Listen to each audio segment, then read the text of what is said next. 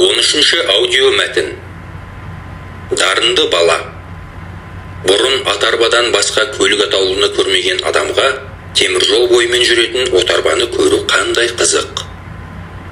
Адам толы вагондарын сүйреткен бұл пойыз сәл дамылдайын дегендей дәл екінші теміржол вокзалының алдына келіп тоқтады.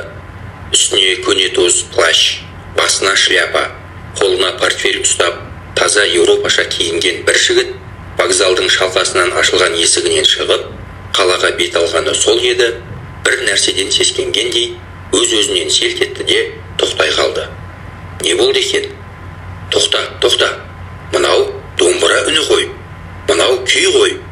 Қандай керемет ырғақ, деп естігенін жаңа анықтағандай құмарта түсті. Домбыра үні шыққан жаққа қарай жақындады. Жақындаған сайын домбыра үні де айқындалғандай. Үй төбесіндегі үйілген шөптің үстіне жайғасып алып, домбыра тартып отырған баланы көзі шалды. Содан күй орындалып біткенше тұрды дейсің.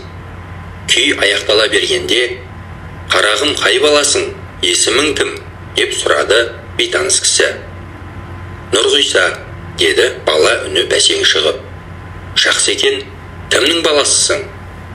«Тілендінің, әкем қайтыс болған». «Шешең қайда?» «Үйде». «Жүріңіз кірейік», деп Нұрғиса шөп үстінен жерге сырғып түсіп, үйге қарай жүгірді. Анасы Салиха таңғасқа келген қонақ жақсылық әкеледі деуші еді деп, ішінен ойлап жүріп, қонағын төрге шығарып, шай ұсынды. «Қара кәстектенбісің, әлде Мәтібұлақтанбысың?» деп көңіл айта келген жамағайын туыстарының біріне жорыды. «Жоқ, замандас, мен Қара кәстектен де, Мәтібұлақтан да емеспін. Ленинградтан жеттім. 3-ші курс оқып жүрген жерімнен мұндағыларға музыка сауатын үйрет, оркестр ұйымдастыр деп арнайы шақыртқан соң жеткен бетім осы. Туған жерім Ақтөбе, есімім Ахмет, толығырақ Ахмет Жұбанов боламын», деді өзін асықпай таныстырған қонақ.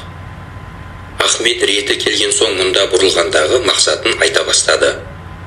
«Талай жерді аралап жүріп дәл осындай күйші баланы кездестіріп, осындай күйді ешқашан естімеппін. Бұл өзі бір талантты бала болды ғой. Көктен іздегенім жерден табылды» дегендей, балаңыздың шөптің үстінде отырып күй тартуы менің сол сәтке дөп келуім бір Алланың бұйрығы шығар. Балаңызды музыкалық мектепке берейін, оқытайын. Қазақтың болашағы осылар ғой, деп сөзін түйіндеді.